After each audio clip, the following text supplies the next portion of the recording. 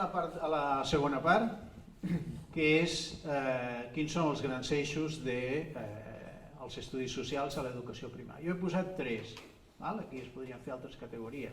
Podria haver posat espai, temps i pensament, però he volgut posar una mica el que a la majoria de països, que tenen currículums bastant progressistes i bastant innovadors o bastant interessants, com el Quebec o els països nòrdics, una mica que jo crec que val la pena emmirallar-se perquè han avançat molt i diuen coses molt interessants. Tindríem les dues grans coordenades, no solament dels estudis socials, sinó de tota la ciència, l'espai i el temps, no és la geografia i la història, és una altra cosa, és construir l'espai, situar-te en l'espai i situar-te en el temps. I després tot allò que està relacionat amb ciutadania, és a dir, amb participar, en col·laborar, intervenir socialment, des de la teva comunitat de veïns, de la teva ciutat, el teu país. De fet, els estudis socials al final el que pretenen és fer persones que siguin crítiques, que participin,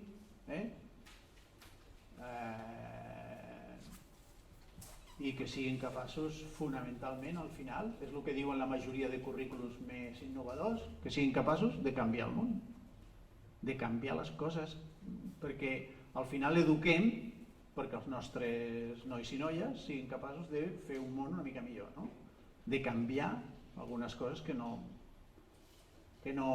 acaben de funcionar molt bé o que ens agradarien que fossin d'una altra manera. Jo crec que l'objectiu al final és aquest, deixar el mateix món i no millorar-ho no tindria sentit. El coneixement social almenys té aquesta idea. Bé, l'espai ensenyat a l'educació primària va des del més bàsic i fonamental, que és la lateralitat, conèixer el teu propi cos, el que és l'espai més personal, a un espai més social, a un espai més abstracte. Hi ha una mica les idees de Piaget renovades. No hi ha una progressió, o sigui, quan ens fem grans no fem una abstracció de l'espai automàticament. Una mica el Piaget havia pensat això, que anaves passant estadis pràcticament automàticament. Avui dia sabem, per exemple, que la lateralitat és molt important. Hi ha persones grans que no la dominen, que van fer una mala... Aquestes persones grans que no dominen la lateralitat mai entendran un mapa, no poden orientar-se. No sé si us ha passat que aneu amb algú al cotxe i li diu gira a la dreta i pam! Dius, tio, si t'he dit que giris a la dreta. Diu, la dreta no. Bueno, per vosaltres ara és la dreta, per mi ara és l'esquerra, sí? No han après bé la lateralitat. Aquestes persones que no han après bé la lateralitat no podran orientar-se mai bé i difícilment podran comprendre el mapa, perquè, clar, nord, sud, nord, est, si el nord queda allà, l'est queda aquí, clar, és en funció de la lateralitat que ens orientem. Bueno, el nord no sempre queda davant meu, depèn com em posi.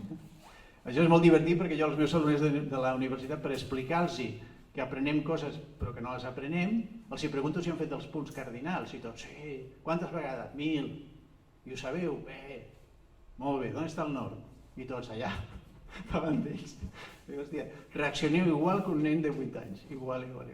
Llavors comencen a pensar on està el sol, llavors miren la platja, on està el mar és l'est, perquè és l'orient, no sempre, perquè depèn com fa la...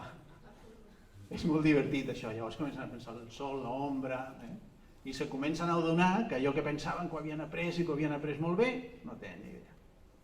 I després molts descobreixen que no saben distingir entre la dreta i l'esquerra, això és molt divertit també. Bé, doncs hi ha una sèrie de qüestions fonamentals de l'espai que hem d'aprendre. Hi ha una coordenada, i després és molt important saber que l'espai és una coordenada objectiva. Nosaltres estem en el meridià, en el paral·lel, i després hi ha un concepte que és més social, que és la gestió de l'espai. D'acord? Jo sempre dic que depèn amb qui estàs, un espai petit et pot semblar molt gran i un espai gran et pot semblar petit. Tu vas al Carrefour a comprar, si veus algú dius, no em vull trobar, va davant. Al tercer passadís te'l trobes de front. Sí? I a vegades vas amb un ascensor amb algú i dius, mira, no sé si l'espai és gran o petit. Depèn. Tarragona és una ciutat gran o petita? Petita? Depèn. Jo sé de gent que va anar a viure a Tarragona i es va posar malalt de tan gran que era. Perquè venia d'un poble. Veieu? De què depèn que una ciutat sigui gran o petita? Depèn de l'experiència. Per tant, aquí és quan l'espai deixa de ser un concepte objectiu. No, és una altra cosa. Llavors hi ha aquest exercici de parlar de com es distribueix l'espai al menjador de casa. Aquest és un exercici molt interessant perquè és per introduir que l'espai és poder. Al final l'espai és poder. Qui té el comandament a distància, qui té el millor silló, hi ha algú riu, qui està dormint al sofà, qui està en una cadira, qui reclama més espai, qui està a la cuina. L'espai, al final, és poder, la gestió de l'espai, com sabeu, aquí també l'espai està molt clar, perquè hi ha un exercici que alguna vegada hem fet a Barcelona, que és el que val el sol, no? El preu del sol. I això te marca exactament el poder, on viuen els rics, els pobres, els menys rics, els menys pobres, els més rics. Pati d'una escola, aquí també és un joc de poder tremendo. Suposo que ja sabeu que s'han fet experiències molt interessants de distribuir, de discutir, de debatre a l'escola com s'havia de distribuir el pati. A mi el que més m'agrada és quan es fa 3 partits de futbol en la mateixa canxa. Això jo crec que això és un descobriment. Això és la tercera dimensió, això és fantàstic. 3 pilotes, 6 equips i tothom sap quan l'ha de parar. 3 porters, això és espectacular. Això s'hauria de gravar un dia. Però clar, els petits són els que reben sempre, no? Per tant, aquí, on juga cadascú, on juguen les nenes, quin tipus de jocs, això és un exercici molt interessant per introduir aquesta idea de la gestió del temps. I això és una cosa molt interessant, són uns exercicis bàsics molt importants, que és, una cosa és l'espai i una altra cosa és el que nosaltres, com vivim l'espai, com ho percebem. I això és un exercici molt fàcil, això ho van fer a totes les escoles de Sant Cugat. Van demanar que els nanos escrivissin, o sigui, dibuixessin el recorregut que fan de casa a l'escola. Llavors, tots els nanos de totes les edats, d'educació primària, primer i segon d'ESO, van fer el seu dibuix. Mira, estan desordenats, a veure si sabeu ordenar. Poseu una edat a cada un. Sí? Apunteu, no? Si no, us recordareu. Per exemple, aquesta es diu Helena. Helena, quina edat té? Us heu de fixar en 3 coses. Una és la perspectiva, una altra és si té perspectiva de plano, l'altra és l'estructura, si l'estructura està enganxada, i l'altra és els punts de referència, els mojones, que diuen en castellà. Jo que em trobes a la carretera, de pedra, pam, pam, els punts de referència. Jo dic, a Gasolinera, gires a la dreta, te trobaràs un semàfor, això són els mojones, els punts de referència. Ara en català no em surt. Allò de les pedres aquelles. Com? Les fites. Sí, fites. Helena, què és el domingo? Espectacular. Aquí hi ha ocells, el sol. Quina edat podria tenir el Domingo? L'Elisabet. Penseu que quan et fas més gran no dibuixes millor, ets més esquemàtic. Cap de vosaltres, si jo us demano un plano per anar a casa vostra, em fareu una estructura ja, no? Dibuixaré un plano, faré una línia i m'indicareu. Bueno, depèn de qui. Treu un plano de la butxaca que ja tenia preparat. Aquí de l'Elisabet, fixeu-vos que dibuixa a l'escola Joan Maragall, perquè és molt maca també, la façana. Sí que té perspectiva, però fa això. El Josep, aquest intenta connectar l'espai però no li acaba de sortir. Aquest sembla que li acaben d'explicar com ha de ser un plano. Diu, mira, un plano es fa així. El pobre diu, pues si es fa així, així.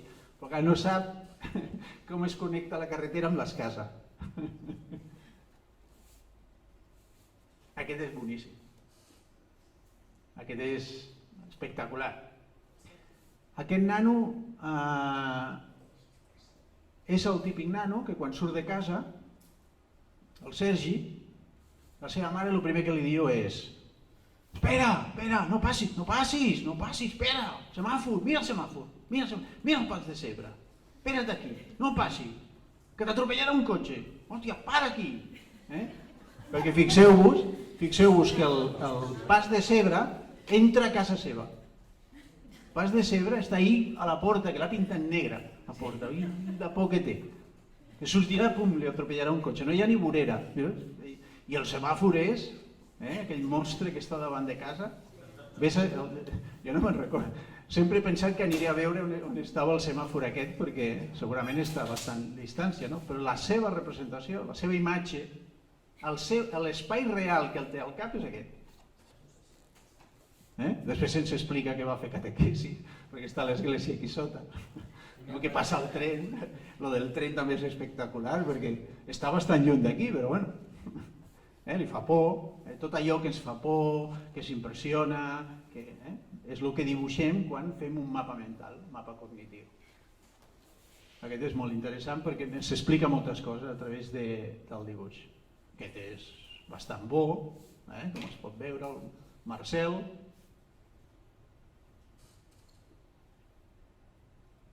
Té estructura, té punts de referència, etc. A més és un espai bastant gran. Aquest, les proporcions, és un nano que dibuixa molt bé, li acaben d'explicar segurament també el programa, però dibuixa molt bé. Fixeu-vos que és capaç de posar-se allà ell, veieu? Té una capacitat de dibuixar molt gran, clar, això també influeix en l'aprenentatge. Sí? Ara, la casa del Ferran, la casa del Diego no poden ser tan grans, no poden ser una massana entera, sencera, no? No ho són aquí, no?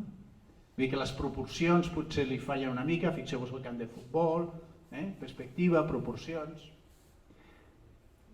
Aquest s'ha de tenir en compte que es desplaça en cotxe, que és un desplaçament molt llarg, però també es veu que és un nano una mica més grandet.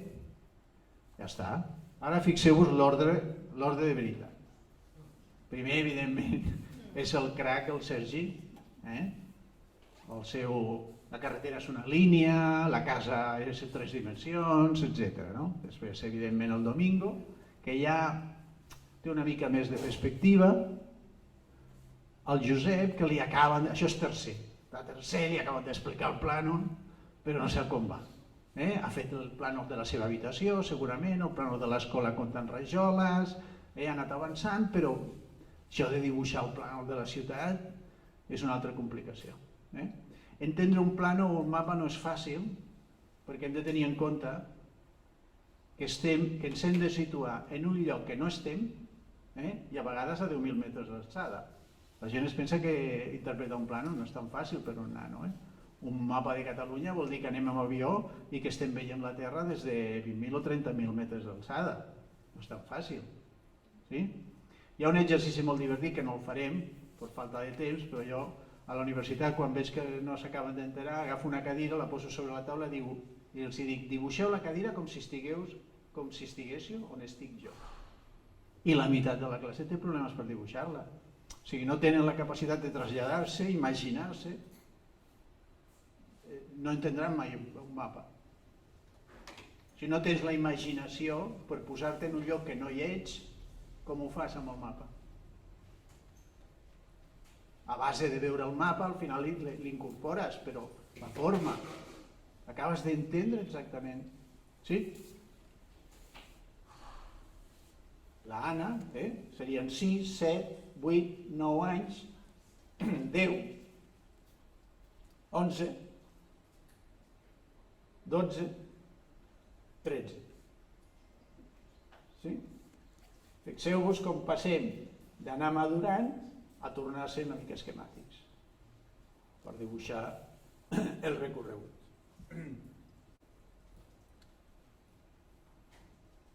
I em volia parar, perquè evidentment no fem una repassada per algunes coses una mica superficialment, però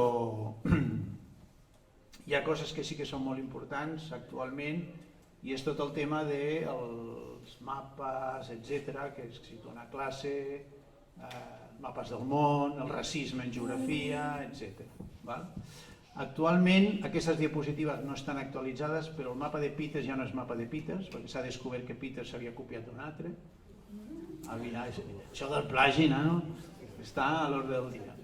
I ara ja no es diu Peters i un altre nom, i s'ha de posar sempre així. A més, hi ha altres projeccions que també estan bé, d'acord?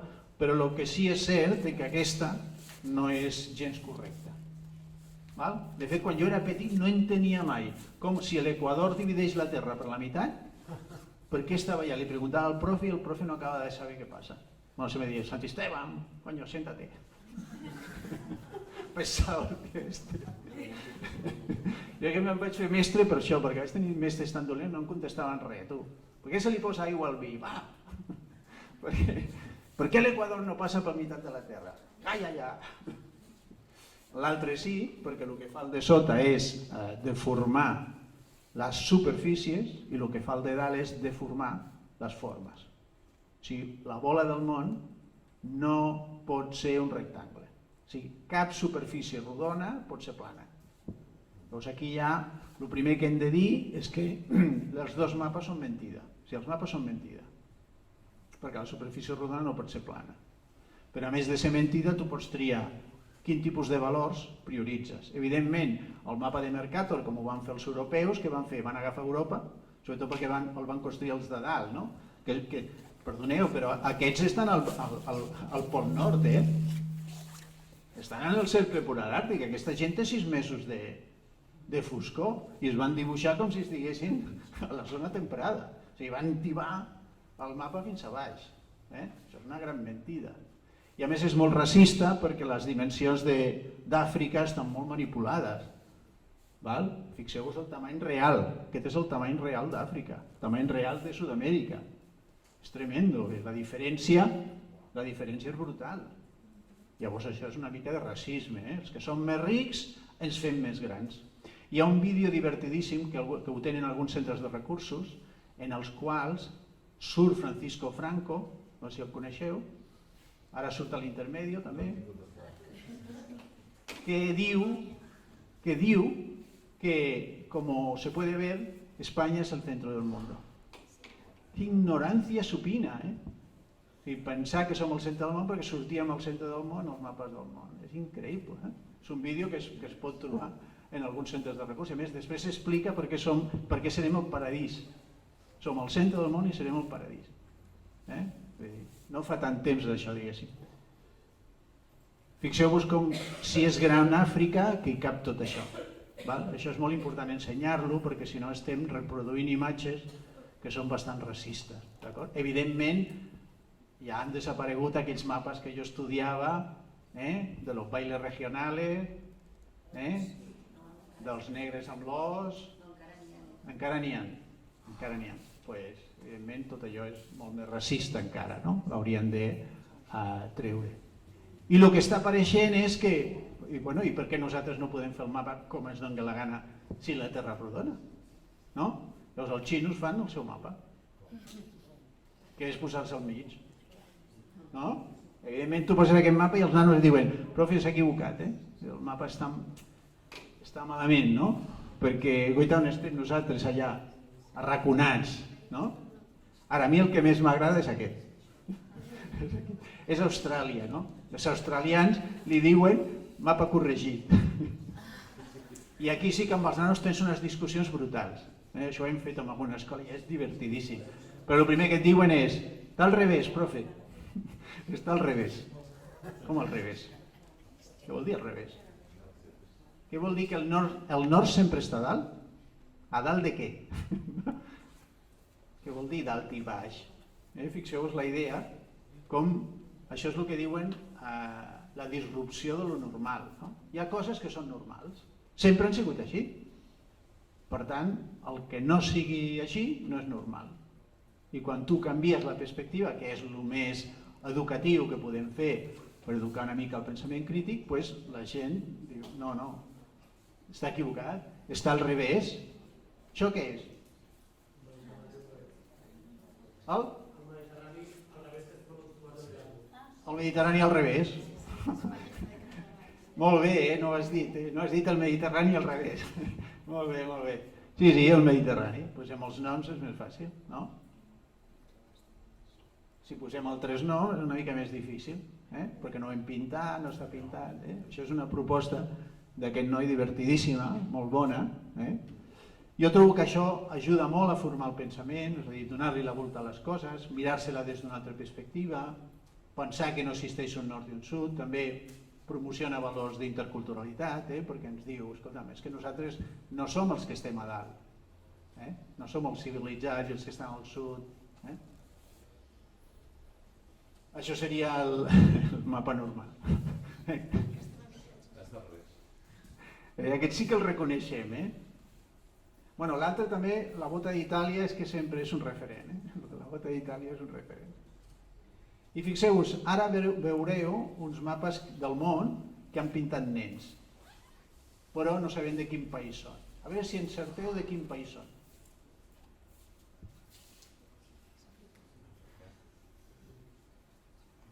Feu hipòtesis, No. Àfrica. No. Podrien ser egipcis, aquí, però no. Podrien ser alemanys? No.